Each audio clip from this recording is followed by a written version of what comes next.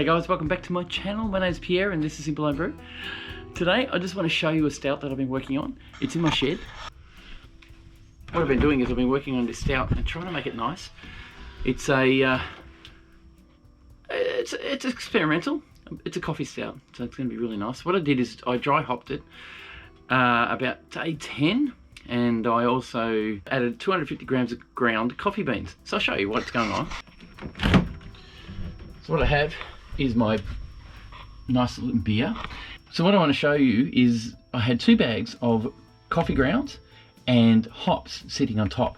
When it was warm at 17, 18 degrees Celsius, the bags were sitting on top and floating on top. After 24 hours of crashing, it's now down to about 3 degrees Celsius, and those bags are gone. They've actually, I don't know if you can tell by what I'm doing here, gone. They're not in there anymore. They've dropped to the bottom. So you can probably see them hopefully in that. Basically that's what cold crashing does. It brings all the proteins in the actual brew and drops it to the bottom. So the other reason I'm here is I need to talk to you about something I shared with my Patreons just recently. I did a brew. It was an experimental brew as well. It was one after the Blushing Ginger Saison. I threw it in, made it, looked good, it tasted great, before fermenting of course. Fermented it and then placed it into my keg. And as I was transferring it into my keg, I accidentally oxygenated it big time. What happened is the fermenter had no pressure in it. It actually had negative pressure in it, so it was vacuum. As soon as I plugged my pipe in it to transfer, it sucked oxygen into the keg and filled it completely with oxygen. It was just aerated the whole thing. As well as I forgot at the time to clean the pipe. Yeah, a big mistake. Didn't even think of it until I did it and went, oh God, no, bug it up. Anyway, I said, bugger it, I'll keep it in the keg anyway. I put it in the keg, carbonated it, waited for a little while and tasted it. It tasted all right. It wasn't great, it was all right. It had a bit of a funny, funky taste, but it was okay. Didn't bother me much, didn't hurt me, didn't do any damage.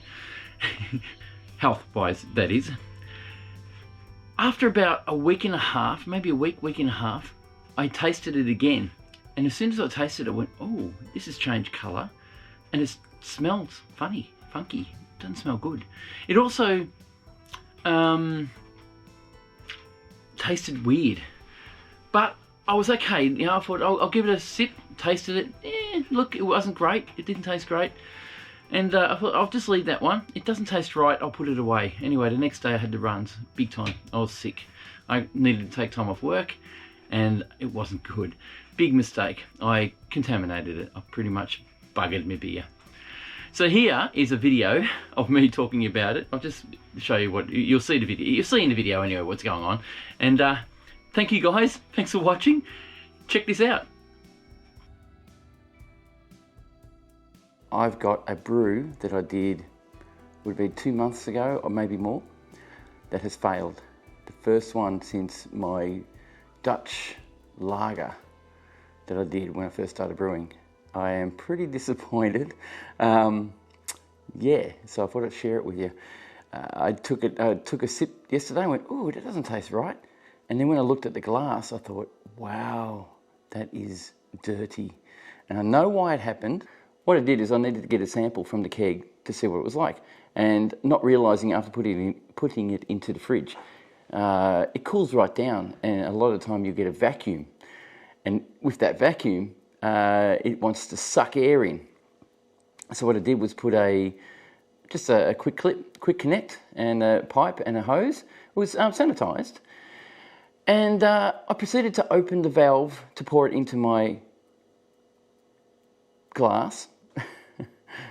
And unfortunately, it sucked air straight into the actual keg.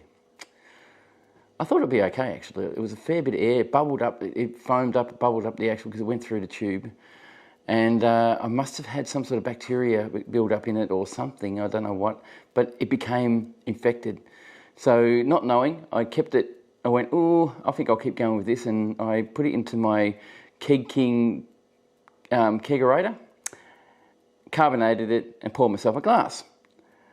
When I poured the glass, I thought, gee, that looks a bit darker than it did before. I wonder what's going on here.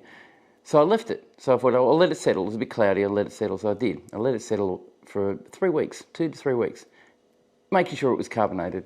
Anyway, I poured myself a glass. Now I'm going to show you.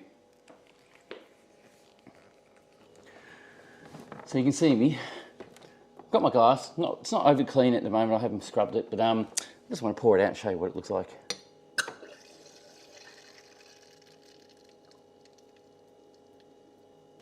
Okay, so this is my beer. It's got a bit of a darkness to it, and when I smelt it, it didn't smell right. It just smelt like, it smelled off, and I really am disappointed. But I proceeded to drink it, and as soon as I sipped it, I'm not going to drink it because it's not good. It tasted horrible. It is horrible. It's got some weird, funky taste. It's dirty feet or something like that. I really don't know. Disappointed that I went through all the work to make this from an all grain, and because I wasn't watching what I was doing, I made the mistake. And you shouldn't make a mistake, but you make mistakes.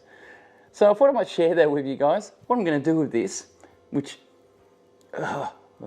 is awful, is I'm going to recycle it. I'll turn it into an alcohol. I'll just distill it and see if I can get a good tasting alcohol out of it. If I don't, I'll just dispose of it. It's easy. Recycling is a really good thing. I try to recycle anything I can. Everything I use in the garden anyway, so it's really cool. Okay, that's it for me today, and we'll see you soon. Cheers.